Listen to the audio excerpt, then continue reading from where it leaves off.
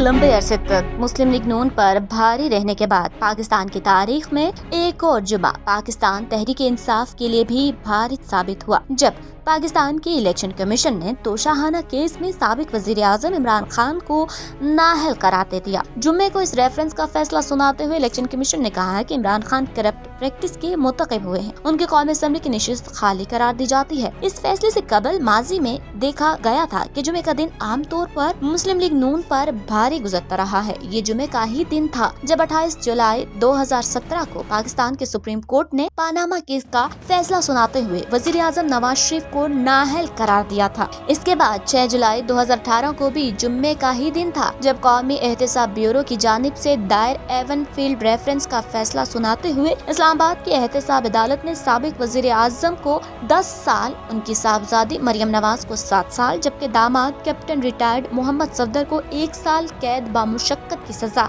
सुनाई। इसके बाद 14 अप्रैल 2018 को भी जुम्मे का ही दिन था जब सुप्रीम कोर्ट ने आर्टिकल 62(1)(f) के तहत नाअहली की मुद्दत की तशरीह केस का फैसला सुना दिया, जिसके तहत साबिक वजीर आजम नवाज शरीफ और जहांगीर तरीन की नाअहली ताहयात करार पाई। फैसले के मुताबिक आर्टिकल 62(1)(f) के तहत नाअहली करार दिए गए अरकान पार्लियामेंट ताहयात नाअहल होंगे। जस्टिस एजाजुल एहसन और जस्टिस सजाद अली शाह पर मुश्तमिल 5 रुकनी लॉर्डर बेंच ने आर्टिकल 62(1)(f) के तहत नाअहली की मुद्दत की तशरीह के लिए 13 दरखास्तों की समाअत के बाद 14 फरवरी 2018 को महफूज किया गया फैसला सुनाया। माजी में भी जुम्मे के दिन को चंद अहम अदालती फैसले सामने आए हैं। 20 जुलाई 2007 को जुम्मे का ही दिन था जब सुप्रीम कोर्ट के 13 रुकनी बेंच ने मुत्तफिका तौर पर साबिक सदर परवेज मुशर्रफ की जानिब से उस वक्त के चीफ जस्टिस इफ्तिखार मोहम्मद चौधरी की मुअत्तली के फैसले को कलअदम करार दे दिया था। इसी तरह 13 जुलाई 2009 को सुप्रीम कोर्ट ने उस वक्त के सदर मुशर्रफ की जानिब से